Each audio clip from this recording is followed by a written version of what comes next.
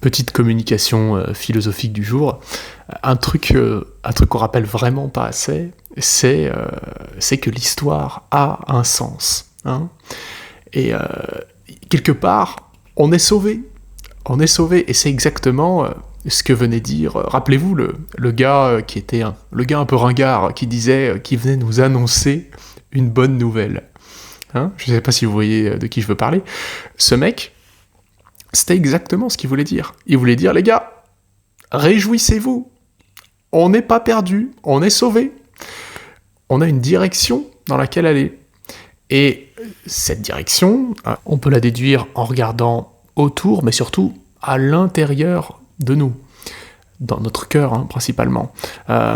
Donc ça, il y a tout un tas de gens différents qui vont le dire. Bon, Jésus-Christ ou d'autres prophètes vont parler de l'importance de l'intériorité, de cette spiritualité, de cette vie intérieure, mais d'autres, et je pense à Hegel maintenant, en tant que philosophe, vont avoir une approche beaucoup plus rationnelle, moins fondée sur la foi que sur la raison. Quoique, il y a des interprétations fascinantes qui font de Jésus quelqu'un de parfaitement rationaliste, en fait.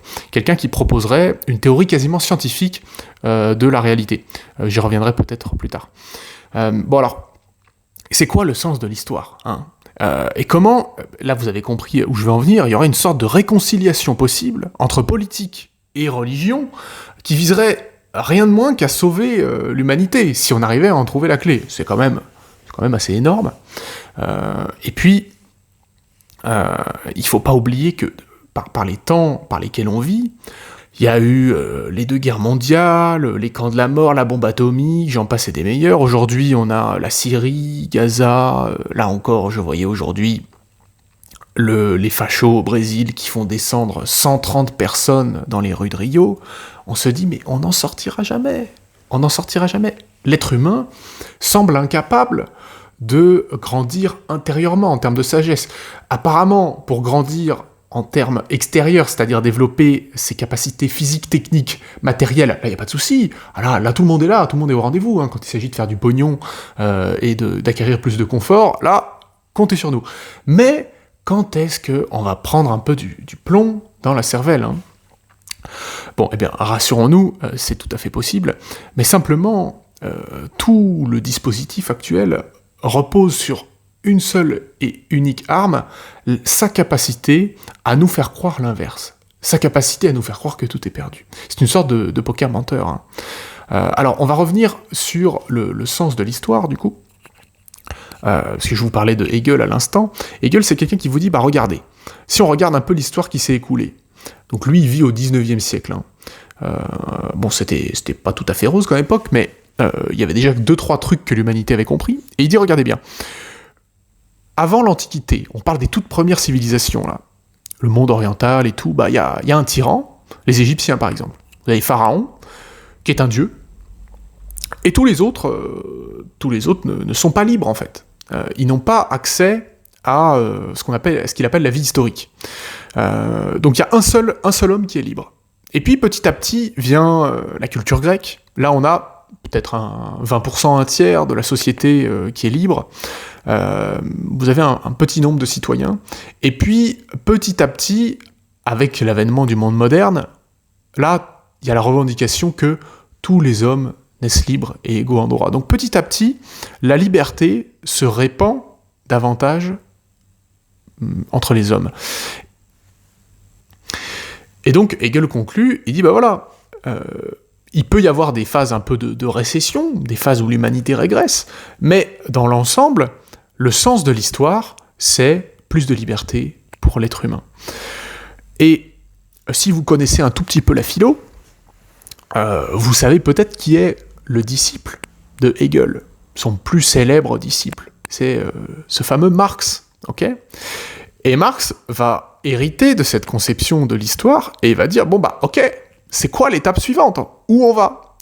Il regarde la map et il dit, bah c'est très simple, il y a plein de gens qui sont pas libres à notre époque, libérons-les. Prolétaires de tous les pays, vous n'avez que vos chaînes à perdre et un monde à gagner. Hein. Vous connaissez peut-être un peu ça. Mais pourquoi ça n'a pas fonctionné ? Et là, il y a une très très grande leçon à retirer qui n'a toujours pas été retirée. On parle pas des objectifs qui sont tout à fait nobles. Bon, le communisme, tout partager, ça a l'air super en principe. Puis on a vu que dans l'application, c'était peut-être pas tout à fait aussi simple. Hein. Donc, le problème, c'est que vous ne pouvez pas forcer les gens à être vertueux.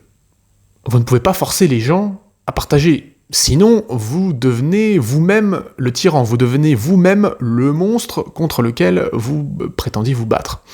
Ok ? Y a une notion qui est très importante ici, c'est que les fins doivent être alignées avec les moyens. Autrement dit, les objectifs que vous poursuivez doivent être conformes avec les outils que vous allez employer.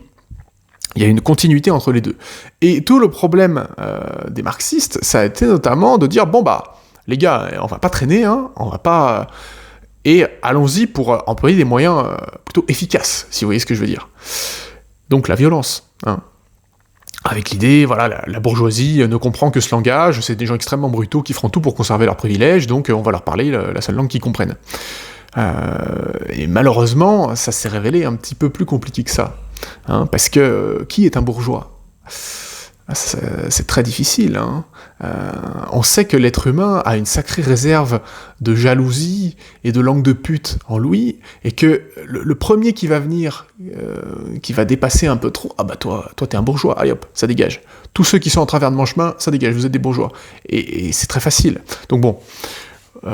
Et là, avec cette perspective un peu, on voit que c'est pas en désirant conquérir le pain matériel, hein, les richesses, que on arrive véritablement à faire progresser l'histoire. Parce que quand on a cette approche, on se contente de se substituer au maître précédent.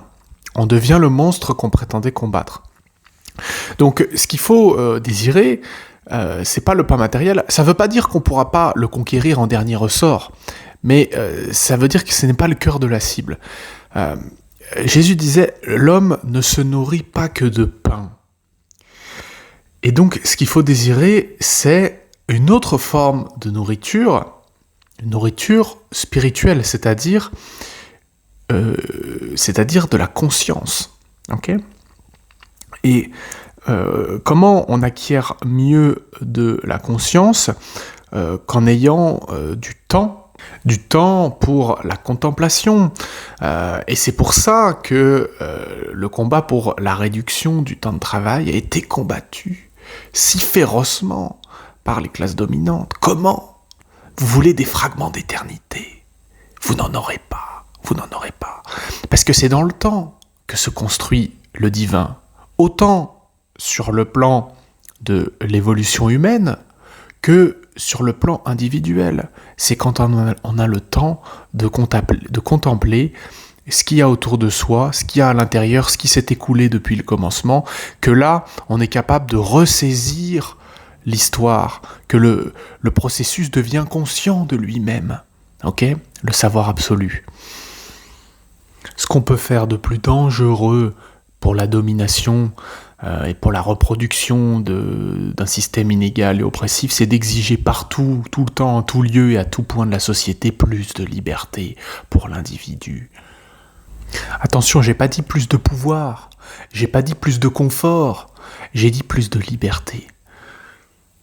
Saint-Exupéry disait « La grandeur d'une civilisation repose non pas sur ce qu'elle fournit aux hommes, mais sur ce qu'elle exige d'eux. » Et c'est ça qui nous permet vraiment de comprendre ce que c'est que la liberté. La liberté, c'est pas on nous file des cadeaux, c'est pas ça. C'est on nous responsabilise. On nous dit maintenant ça va être à toi de t'occuper de ça. Tu es en charge de ça, tu vas le faire comme tu veux, mais tu dois mener à bien ceci. Et on te laisse décider. Et tu devras rendre des comptes si tu t'y prends mal. Okay ? C'est ça la liberté. La liberté ne peut pas être conçue sans la responsabilité. Et c'est elle qui nous fait grandir. Mais je n'ai pas abordé l'autre face de la médaille. C'est-à-dire qu'à partir du moment où on dit la réalité, c'est des rapports de force, des rapports physiques. Qui c'est qui va gagner le bras de fer ? On élude toute une autre manière, une autre stratégie possible qui consiste à dire mais non, pas du tout. Si vous voulez vraiment accomplir quelque chose, vous devez en réalité faire changer d'avis la personne qui est en face de vous, vous devez parvenir à gagner son cœur. Vous devez parvenir à reproduire vos valeurs dans sa tête. Et c'est là que réside le véritable tour de force. C'est beaucoup plus subtil de parvenir à faire gagner son opinion, à faire gagner ses valeurs, que de remporter un simple combat physique. Et vous avez des outils qui sont extrêmement puissants pour faire ça. Vous avez l'art, vous avez la religion. Et aujourd'hui, on associe le marxisme avec un athéisme farouche. La religion, c'est l'opium du peuple. Mais en réalité, au début, ça s'est pas joué à grand-chose. Les jeunes hégéliens, comme on les appelait, discutaient férocement pour savoir s'ils devaient fonder une sorte de nouvelle réforme, de nouveau protestantisme, parce qu'ils avaient bien... Ils n'étaient pas stupides, ils se rendaient bien compte que leur projet héritait complètement des valeurs chrétiennes. L'égalité de tous devant Dieu, et c'est le prototype de l'égalité sociale, en fait. Et il n'y a pas besoin d'être soit de gauche, soit croyant pour le dire. Vous avez Nietzsche, qui est un droitard, et qui est complètement athée, qui le confirme.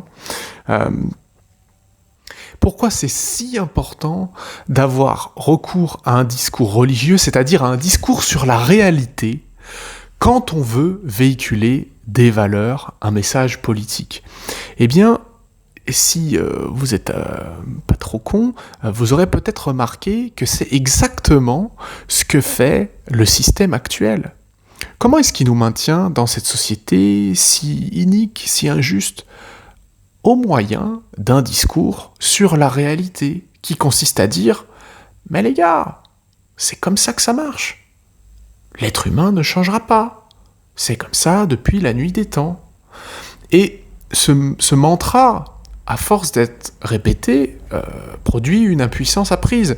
Donc le discours sur la réalité qu'auraient dû tenir les gens qui voulaient faire avancer l'histoire ne devait pas être de dire que tout se ramène à des rapports de force, mais bien davantage que tout se ramène à des états de conscience. Tout se ramène à des rapports de conscience, à une lutte pour les consciences, qui, en dernier ressort, peut donner lieu à un rapport de force. Mais si vous voulez, les marxistes ont mis la charrue avant les bœufs. Ils se sont focalisés finalement sur le plus superficiel, sur le dernier domino, sur l'écume de la vague, plutôt que de chercher à créer la lame de fond. Et malgré tout, on peut remarquer que si Marx a été qualifié de prophète, si le marxisme a eu des allures presque de mouvement religieux par la ferveur des gens qui y ont adhéré, c'est bien qu'ils avaient réussi quand même à tâter un petit peu de cette approche.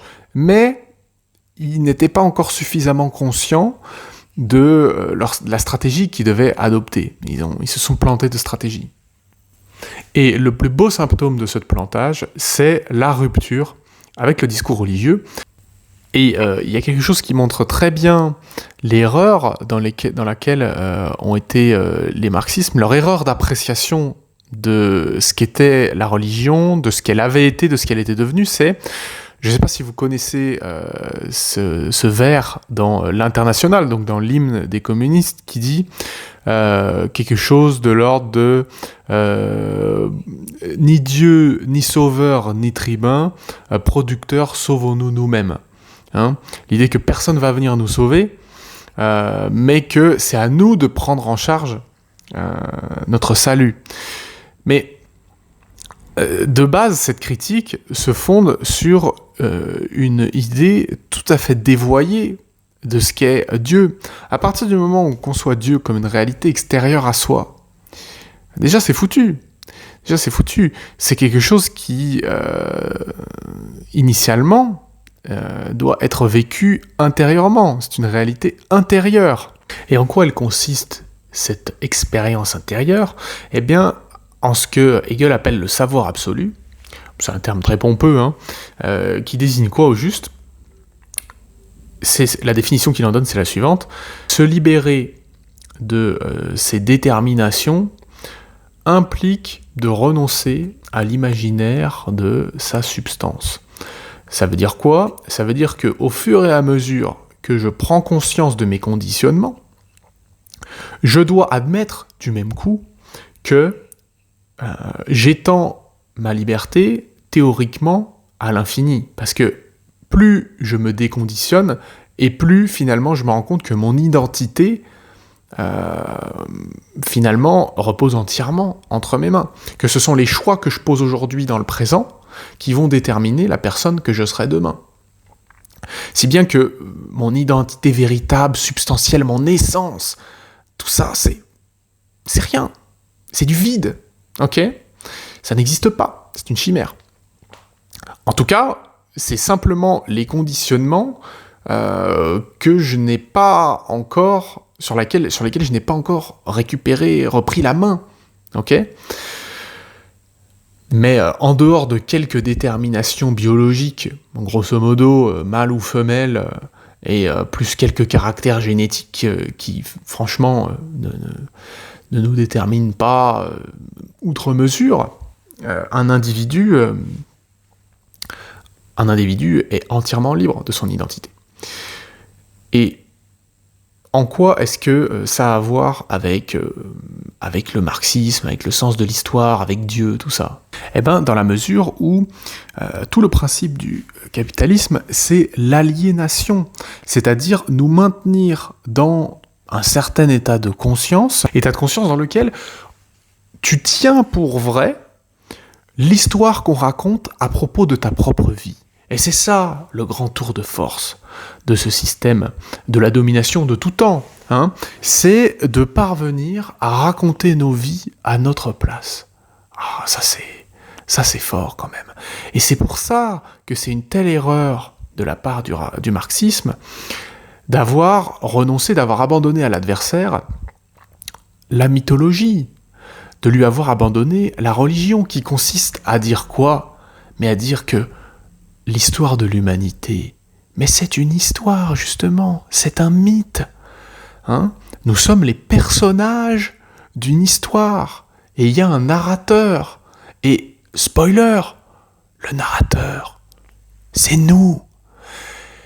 Et ça peut sembler tout con, mais quand on comprend vraiment profondément ce que ça signifie, à quel point ça peut nous permettre d'étendre notre responsabilité, à quel point ça peut nous permettre de prendre en charge la réalité, de se remémorer quotidiennement que nous sommes les personnages d'une histoire.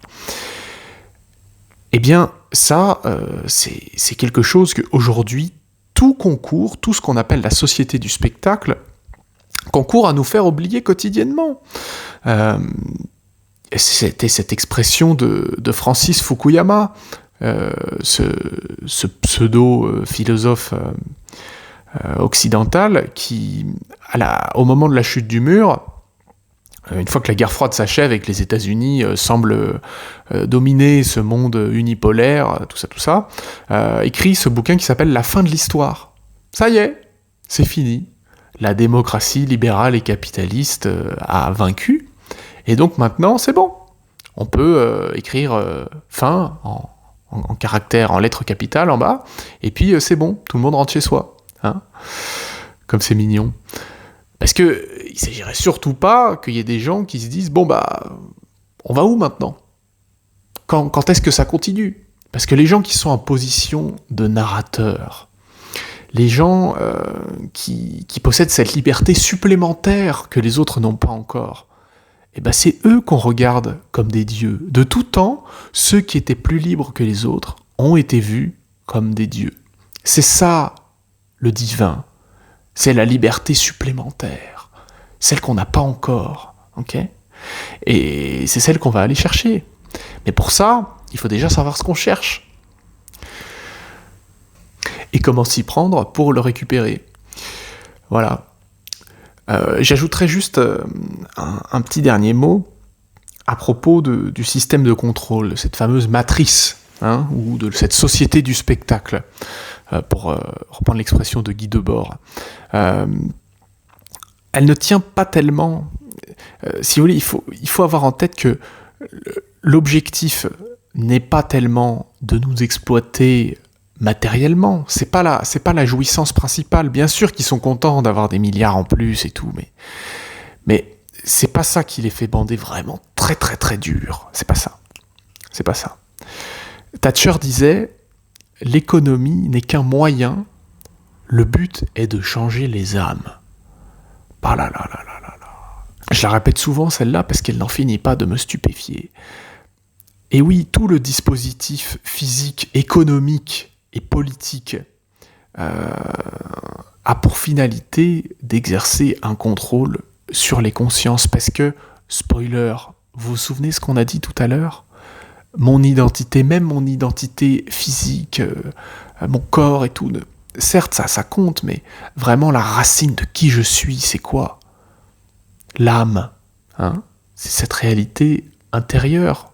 C'est ce néant, ce vide intérieur. Hegel disait, quand vous regardez quelqu'un dans les yeux, vous voyez cette nuit profonde, ce néant qu'il y a en chacun de nous. Et on dit souvent que les yeux sont la fenêtre sur l'âme. C'est ça, ok ? C'est cet espace infini, cette liberté infinie qui dort en chacun de nous. Voilà. Et à partir du moment où l'économie, où la politique, où toute une histoire, un mythe, un mytho qui a été fondé par quelqu'un d'autre, parvient à s'immiscer dans notre regard, à faire écran à ce que nous voyons par nous-mêmes, et bien là c'est gagné. Là, c'est gagné pour eux. Allez, à la prochaine.